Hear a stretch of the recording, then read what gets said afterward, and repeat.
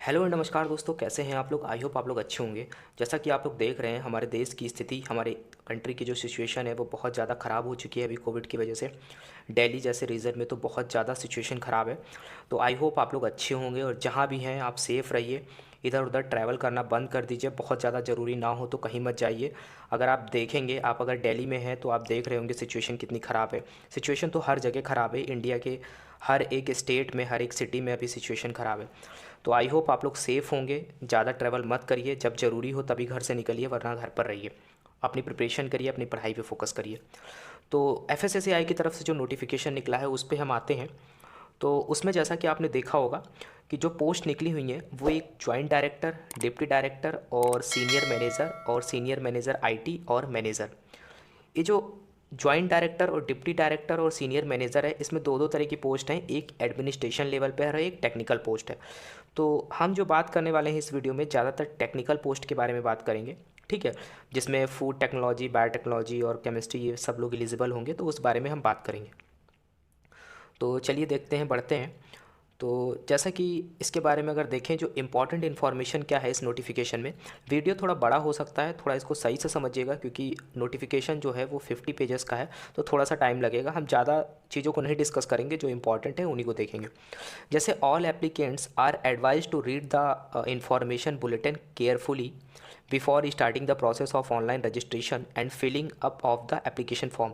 कहने का मतलब यही है, अपनी एलिजिबिलिटी क्राइटेरिया वगैरह को अच्छे से आपको देख लेना है, उसके बाद ही आपको फॉर्म को फिलअप करना है। अच्छे से नोटिफिकेशन को पढ़िए, मैं भी यहाँ पे डिस्कस कर रहा हूँ। उसके बाद अगर आपके मन में कोई डाउट रह जाता है तो मैं इस नोटिफिकेशन का पीडीएफ भी दे दूँगा, आप उसमें जा कर के आप अच्छे से इसको पढ़ सकते हैं अपने अकॉर्डिंगली। तो जैसा कि आगे हम बात करें, तो candidate are required to apply online, यानी कि यहाँ पर कोई भी ऑफलाइन नहीं होगा, सब कुछ जो होगा वो ऑनलाइन एप्लीकेशन होगा। ऑनलाइन एप्लीकेशन की जो डेट है वो 16/4 यानी कि 16 अप्रैल से एप्लीकेशन स्टार्ट हो गए हैं। अभी आप जा कर के एप्लीकेशन फिलअप कर सकते हैं, ठीक है। उसके बाद में जो इसकी लास्ट डेट रहने वाली है, अभी तक तो जो लास्ट डेट है वो 15 मई रखी गई है। हो सकता है ये आगे बढ़ जाए, लेकिन आप इससे पहले फिलअप कर दीजिएगा अगर आप इंटरेस्टेड हैं तो। उसके बाद में अगर हम बात करें जो इंपॉर्टेंट डेट्स हैं, जैसे कि मैं आपको बता चुका हूँ कि 16/4 से एप्लीकेशन स्टार्ट हो गए हैं, ऑनलाइन एप्लीकेशन क्लोज़ हो जाएंगे 15 मई को, ठीक है। उसके बाद में जो एडमिट कार्ड की जो टेंटेटिव डेट रखी गई है वो रखी गई है 5/6 यानी कि 5 जून, ठीक है। उसके बाद में जो इसका जो डेट ऑफ एग्ज़ामिनेशन रखा गया है वो 20/6, ठीक है। उसके बाद में जो डिक्लेरेशन फॉर इंटरव्यू ये 15/8, ये इनका एक टेंटेटिव प्लान है। इसके आगे कुछ भी चेंजेस हो सकते हैं, बहुत ज़्यादा आगे नहीं जाएगा। एफएसएसएआई ऐसा नहीं करता है, आपका एग्ज़ाम अगर सिचुएशन सही रही तो टाइमली हो जाएगा। तो आगे बढ़ते हैं। तो यहाँ पर अगर हम देखें कि मोड ऑफ़ एप्लीकेशन क्या रहने वाला है, जैसा कि मैंने आपको बताया ऑनलाइन रहने वाला है। सबसे इंपॉर्टेंट चीज़ यहाँ पर ये है कि कोई भी कैंडिडेट केवल एक पोस्ट के लिए अप्लाई कर सकता है। जैसा कि पिछली बार हुआ था, लोग एफएसओ और टीओ दोनों के लिए अप्लाई कर सकते थे, लेकिन यहाँ पर इनमें से आप किसी एक पोस्ट के लिए अप्लाई कर सकते हैं, सभी पोस्ट के लिए आप अप्लाई नहीं कर सकते, या फिर एक से ज़्यादा पोस्ट के लिए अप्लाई नहीं कर सकते। आगे जैसा कि अगर हम यहाँ पर देखें तो नंबर ऑफ़ पोस्ट जो हैं उनका कुछ डिस्ट्रीब्यूशन है। जैसे कि जॉइंट डायरेक्टर की बात करें तो इसमें दो हैं, एक टेक्निकल है और एक एडमिन एंड फाइनेंस है। दोनों का जो लेवल है वो 12 है और जो एज लिमिट है वो 50 है। टेक्निकल में 8 पोस्ट हैं और एडमिन और फाइनेंस में 4 पोस्ट हैं, ठीक है। तो ये आपने देख लिया, इसके बारे में हम आगे थोड़ा देखेंगे डिटेल में क्या एलिजिबिलिटी क्राइटेरिया है। दूसरी पोस्ट है सीनियर मैनेजर की, जिसमें आपके पास स्पेशलाइजेशन की अगर बात करें तो जर्नलिज्म और मास कम्युनिकेशन और पब्लिक रिलेशन होना चाहिए, यानी कि इनमें इससे रिलेटेड आपके पास स्पेशलाइजेशन होना चाहिए, तभी आप अप्लाई कर सकते हैं। पे लेवल जो है वो 12 है। ये सारी चीज़ें मैं एक वीडियो में बता चुका हूँ, ये पे लेवल क्या होता है, कितनी सैलरी आपको मिलेगी, ये सारी चीज़ें बात की हैं। सबसे पहले हम इसमें देखेंगे कि कौन कौन लोग अप्लाई कर सकते हैं। एज लिमिट की अगर बात करें तो 50 है, यहाँ पर एक ही पोस्ट है। उसके बाद में अगर हम बात करें सीनियर मैनेजर आईटी की, उसमें आपके पास आईटी में होना चाहिए आपका स्पेशलाइजेशन, उसमें जो एक पोस्ट है। उसके बाद में अगर बात करें डिप्टी डायरेक्टर की, यहाँ पर टेक्निकल और एडमिन एंड फाइनेंस दो तरह की पोस्टें हैं। एज लिमिट जो है यहाँ पर कम है, 40 तक अप्लाई कर सकते हैं। और यहाँ पे जो टोटल नंबर ऑफ़ पोस्ट हैं 11 हैं और एडमिन और फाइनेंस में 6 हैं, ठीक है। इस बारे में हमने देखा। उसके बाद में अगर हम मैनेजर बात करें तो मैनेजर में यही है, जर्नलिज्म और मास कम्युनिकेशन और पब्लिक रिलेशन, और यहाँ पर एक मार्केटिंग की पोस्ट है, ठीक है। तो मार्केटिंग में 2 पोस्ट हैं और ये जर्नलिज्म और मास कम्युनिकेशन वाले में 3 पोस्ट हैं, यानी कि मैनेजर के टोटल यहाँ पर 5 पोस्ट हैं, ठीक। उसके बाद में नीचे एक और देखेंगे आप है, टोटल 6 पोस्ट हैं। ये किसकी है? सोशल वर्क और फिजियोलॉजी और लेबर एंड सोशल वेलफेयर वगैरह। तो इससे रिलेटेड अगर आपके पास ग्रेजुएशन या पोस्ट ग्रेजुएशन या फिर उसके बाद में डॉक्टरेट डिग्री वगैरह है तो आप अप्लाई कर सकते हैं। और डिटेल में क्या क्या क्वालिफिकेशन चाहिए उसके बारे में हम आगे देखेंगे, ठीक है। तो इतना आपने देख लिया कि क्या क्या रहने वाला है, कितनी पोस्ट है कितनी नहीं है। उसके बाद में एलिजिबिलिटी क्राइटेरिया के लिए एक सबसे पहली बात तो जो है वो नेशनैलिटी की है। अगर आप सिटीज़न ऑफ इंडिया है, अगर नेपाल भूटान भी है तो भी आप अप्लाई कर सकते हैं, ठीक है।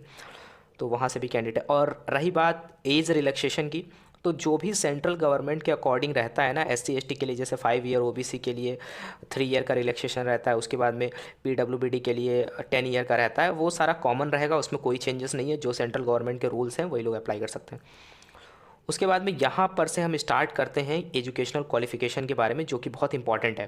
तो सबसे पहली जो पोस्ट है वो है जॉइंट डायरेक्टर टेक्निकल की, जिसमें एजुकेशनल एंड अदर क्वालिफिकेशन की अगर बात करें तो यहाँ पर आप ध्यान दीजिएगा, अगर आपके पास मास्टर डिग्री है फ्रॉम रिकॉग्नाइज यूनिवर्सिटी और इंस्टीट्यूशन में इन केमिस्ट्री में है, अगर आपके पास बायो केमिस्ट्री में है, food technology, food science and technology, food and nutrition, edible oil technology, microbiology, dairy technology, agriculture, horticulture, इसके साथ में इंडस्ट्रियल माइक्रोबायोलॉजी, और इसके साथ ही साथ टॉक्सिकोलॉजी, पब्लिक हेल्थ और लाइफ साइंस और बायोटेक्नोलॉजी, और fruit and vegetable technology, food science and quality assurance.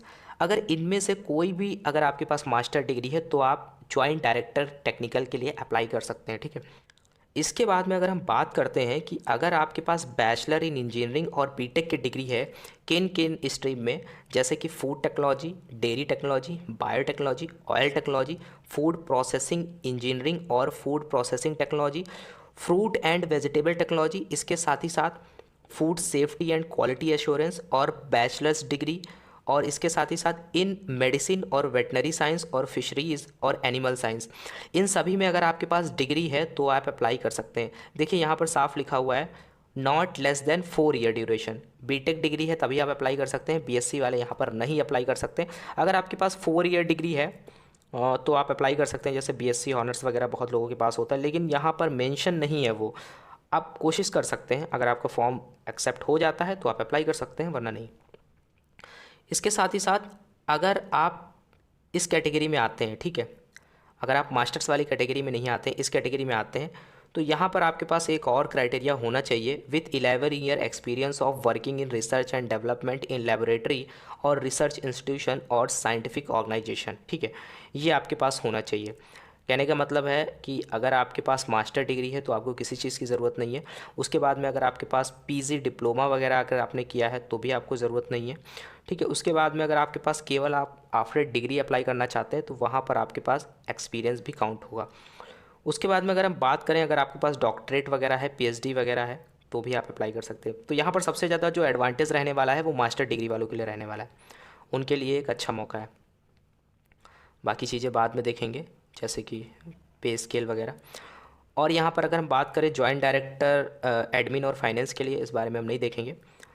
और ऐसे ही जो सीनियर मैनेजर की पोस्ट है उसमें आप देखेंगे कि जो पोस्ट ग्रेजुएशन डिग्री और डिप्लोमा होना चाहिए जर्नलिज्म और मास कम्युनिकेशन में, तो वो लोग अप्लाई कर सकते हैं।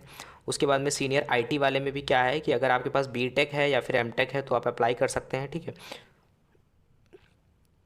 अब हम बात करते हैं यहाँ पर डिप्टी डायरेक्टर टेक्निकल के लिए। इसके लिए जो एजुकेशनल क्वालिफिकेशन है इसमें भी मास्टर डिग्री होनी चाहिए। सेम डिसिप्लिन है जो हमने ऊपर बात किया था, chemistry, biochemistry, food technology, biotechnology, horticulture और माइक्रोबायोलॉजी, टॉक्सिकोलॉजी, सेम वही है। इसके अलावा अगर आपके पास में पीजी डिप्लोमा है तो आप अप्लाई कर सकते हैं। उसके बाद में अगर यहाँ पर हम बात करें, यहाँ पर भी बीटेक वाले एलिजिबल हैं, सेम वही बायोटेक्नोलॉजी, ऑयल टेक्नोलॉजी और food processing technology, vegetable technology और फिशरीज़ और वेटनरी वाले। लेकिन यहाँ पर भी आपके पास एटलीस्ट 9 ईयर का एक्सपीरियंस होना चाहिए, उसके साथ में research and development in laboratory और रिसर्च इंस्टीट्यूशन, यानी कि अगर आपके पास एकेडमिक या फिर आर&डी का एक्सपीरियंस है तो ही आप अप्लाई कर सकते हैं, ठीक है। तो ये बहुत रेयर केस है। तो यहाँ पर भी जो एडवांटेज होने वाला है वो मास्टर डिग्री वालों के लिए होने वाला है। इसके साथ ही साथ डॉक्टरेट वाले भी अप्लाई कर सकते हैं, ठीक है। आगे बढ़ते हैं। Deputy director admin and finance की अगर बात करें तो एडमिन और फाइनेंस में तो वही सारी आ जाती हैं, फाइनेंस से रिलेटेड जो एमबीए वगैरह रहता है वो इंपॉर्टेंट होता है यहाँ पर। तो वो डिग्री अगर मास्टर्स या फिर डिग्री किसी के पास है तो वो लोग अप्लाई कर सकते हैं। उसके बाद में हम जो मेन जो मैंने बात करी टेक्निकल के लिए, जो टेक्निकल पोस्ट थी उनको लेकर के, तो उसका जो सिलेबस है वो अब डिस्कस करते हैं। तो यहाँ पर जो है सिलेक्शन प्रोसेस क्या रहने वाला है, तो वो जो रहने वाला है, एक तो आपका रिटन टेस्ट होगा, रिटन टेस्ट के बाद में आपका इंटरव्यू होगा, इन्हीं दोनों के बेसिस पे आपका सिलेक्शन होगा, ठीक है। तो जो सिलेक्शन होगा, जैसे कि आप देखेंगे जो रिटन एग्ज़ाम होगा वो 85% उसका वेटेज रहेगा, इंटरव्यू रहेगा उसका 15% वेटेज रहेगा। तो कुल मिला के ये टोटल हो जाएगा 100% और इसी के बेसिस पे आपका सिलेक्शन होगा। तो अब अगर हम बात करें यहाँ पर कि जॉइंट डायरेक्टर और डिप्टी डायरेक्टर, देखिए जो एडमिन और जो फाइनेंस वाला डिपार्टमेंट है उसमें कॉमन सिलेबस है, ठीक है, और जो टेक्निकल वाला है उसका कॉमन सिलेबस है। टेक्निकल में जॉइंट डायरेक्टर और डिप्टी डायरेक्टर दोनों का सिलेबस जो है वो सेम है। तो दोनों के सिलेबस के बारे में हम बात करते हैं यहाँ पर। तो अगर आपने एफएसएसएआई वाला एग्ज़ाम दिया है या फिर टेक्निकल ऑफिसर का या फिर पीछे वाला जो भी एग्ज़ाम दिया था, उसका जो आपने रिटन एग्ज़ाम लिखा था और उससे रिलेटेड जो मैंने वीडियोस बनाए थे, वही सारे टॉपिक्स यहाँ पर भी हैं, कुछ भी अलग नहीं है। थोड़ी बहुत चीज़ें हो सकता है इस सिलेबस में अलग हो, वरना सेम है। जितने वीडियोस मेरे चैनल पे पड़े हुए हैं, अगर आप इन दोनों पोस्ट के लिए अप्लाई कर सकते हैं तो आपके लिए सफिशिएंट होंगे। थोड़ा सा अगर आपको हेल्प मिलेगी वहाँ से, अगर आप इनिशियली स्टार्ट करना चाहते हैं, उसके बाद में आप जब आप उतना पढ़ लेंगे तो खुद आप कैपेबल हो जाएंगे आगे की चीज़ों को फिनिश करने के लिए। तो जैसा कि यहाँ पे part A, part B, part C same वही है जो पिछले एग्ज़ाम में हुआ। जिसने भी एफएसएसएआई का फूड सेफ्टी ऑफिसर और टेक्निकल ऑफिसर का एग्ज़ाम दिया था और जिसका नहीं हो पाया था, उसके लिए यहाँ पर ये बहुत अच्छा मौका है, वो ट्राई कर सकता है, ठीक है। तो यहाँ पर जो 10-10 मार्क्स के 2 क्वेश्चन आएंगे पार्ट ए में और 10-10 मार्क्स के 2 क्वेश्चन आएंगे पार्ट बी में। पार्ट सी की अगर बात करें तो यहाँ पर 15-15 मार्क्स के कितने क्वेश्चन आएंगे, 4 क्वेश्चन आएंगे, ठीक है। तो ये रहने वाला है यहाँ पर। तो आप देख पा रहे हैं कि जैसे कि पार्ट ए जो है उसमें इथिक्स एंड अंडरस्टैंडिंग है, तो इसमें थोड़ा सा मैनेजमेंट स्ट्रेटजी, लीडरशिप, इथिक्स और इंटीग्रिटी रिलेटेड केस स्टडीज़ वगैरह होंगी, जैसा कि पिछले पेपर्स में आया था। तो ये थोड़ा सा देख लीजिएगा, इसमें बहुत ज़्यादा डरने की ज़रूरत नहीं है, बहुत ज़्यादा घबराने की ज़रूरत नहीं है। रही बात फूड सेफ्टी इकोसिस्टम की और general understanding of food safety ecosystem और ये एफएसएसएआई और ये सारी चीज़ें जो हैं, ये सब मैं फिनिश कर चुका हूँ। मेरे वीडियोज़ में जाएंगे, वहाँ आप सर्च मारेंगे तो मिल जाएगा, ठीक है। Eat right India and other initiatives of FSSAI, ये काफ़ी बड़ा टॉपिक है और इसका एक सेपरेट वीडियो है इनिशिएटिव्स ऑफ एफएसएसएआई के नाम से मेरे चैनल पे, वहाँ से आप पढ़ सकते हैं। उसके बाद में बात करें फंक्शनल एंड टेक्निकल नॉलेज की, तो यहाँ पर फूड साइंस एंड टेक्नोलॉजी आ जाता है, जिसमें आप देखेंगे फूड साइंस एंड न्यूट्रिशन में HACCP को मैंने बहुत अच्छे से ख़त्म किया है, GHP GAP का भी वीडियो मिल जाएगा आपको। उसके बाद में आप देखेंगे बायोफोर्टिफिकेशन और जेनेटिकली मॉडिफाइड फूड और CIB RC, ये कुछ एक दो टर्म्स इसमें नए देखने को मिल रहे हैं जिनका वीडियोज़ आपको नहीं मिलेगा। स्टनिंग और वास्टिंग के भी वीडियो पड़े हुए हैं, एनीमिया का भी वीडियो है, लाइफ स्टाइल डिजीज़, इनसे रिलेटेड वीडियोज़ जो हैं वो पड़े हुए हैं, फूड टेस्टिंग से रिलेटेड भी है। उसके बाद में GMP वगैरह से रिलेटेड वीडियोस हैं, तो इसमें ये सारी चीज़ें पूछी जाएंगी। फूड सेफ्टी एंड क्वालिटी में GMP auditing and inspection, food surveillance, risk analysis, risk assessment, risk communication and management. उसके बाद में आप देखेंगे जो फूड रिकॉल प्रोसीजर होता है, वो सारी चीज़ें इसमें पूछी गई हैं, वो भी मैं फिनिश कर चुका हूँ, वीडियोज़ आपको मिल जाएंगे। उसके बाद में आप देखेंगे कि यहाँ पर थोड़ा सा फूड प्रिजर्वेशन वाला टॉपिक जो है उससे रिलेटेड चीज़ें यहाँ पर पूछी जाएंगी, जिसमें अल्टरनेटिव थर्मल टेक्नोलॉजीज़ जो वगैरह होती हैं फूड प्रोसेसिंग में यूज़ की जाती हैं, ठीक है। और देखेंगे कि आप पॉस्चराइजेशन, कैनिंग और ये हाइड्रेशन वगैरह, फ्रीजिंग और ये सब जो टेक्नोलॉजी यूज़ की जाती हैं फूड को प्रिजर्व करने के लिए, वो सब चीज़ें यहाँ पर पूछी जाएंगी। तो सिलेबस कोई बहुत ज़्यादा कॉम्प्लेक्स नहीं है, अगर आप इसको ठीक से समझेंगे और अगर आपने अपना ग्रेजुएशन मास्टर्स अच्छे से किया है तो आपको प्रॉब्लम नहीं होगी। फूड टेक्नोलॉजी वालों को दिक्कत नहीं होगी, बायोटेक्नोलॉजी वालों ने भी ये सारी चीज़ें पढ़ी होंगी। तो ये था सिलेबस। तो आई होप आपको सिलेबस थोड़ा सा समझ में आ गया होगा, क्योंकि इसको मैं बहुत ज़्यादा डिटेल में इसलिए नहीं एक्सप्लेन कर रहा हूँ, पहले भी मैं कर चुका हूँ, सेम सिलेबस है, कुछ भी अलग नहीं है ज़्यादातर इसमें। तो ये सारी चीज़ें आपने देख ली। उसके बाद में रही बात एग्ज़ाम सेंटर की, तो यहाँ पर देख पा रहे हैं आप 20 एग्ज़ाम सेंटर्स रखे गए हैं, इनमें से आप कोई भी डिसाइड कर सकते हैं एक अपने अकॉर्डिंग। बात कर लेते हैं एग्जामिनेशन फ़ीस की। अगर आप जनरल OBC कैटेगरी से बिलोंग करते हैं तो 750 रुपीज़ फ़ीस है और 250 रुपीज़ जो है वो इंटीमेशन चार्जेस है, यानी कि 1000 रुपीज़ आपको पे करने हैं। SC ST वुमेन और एक्स सर्विस मैन के लिए 250 रुपीज़ फ़ीस है यहाँ पर। तो ये था कुछ इस नोटिफिकेशन के बारे में। आई होप यहाँ पर आपको थोड़ी सी हेल्प मिली होगी। इसके अलावा कुछ अगर रह जाता है, कुछ आप हमसे पूछना चाहते हैं तो हमें कमेंट्स करके पूछ सकते हैं। इसका जो जो पीडीएफ है वो मैं नीचे डाल दूँगा, इसको आप देख लीजिएगा। और तब तक के लिए thank you, have a nice day. मिलते हैं नेक्स्ट वीडियो में। और रही बात इसके सिलेबस की, तो आप मेरे पिछले वाले वीडियोस देखिए, आपको टॉपिक बाय टॉपिक सारी चीज़ें मिल जाएंगी, आपको कहीं और जाने की ज़रूरत नहीं है। ठीक है, तब तक के लिए thank you, have a nice day. मिलते हैं नेक्स्ट वीडियो में।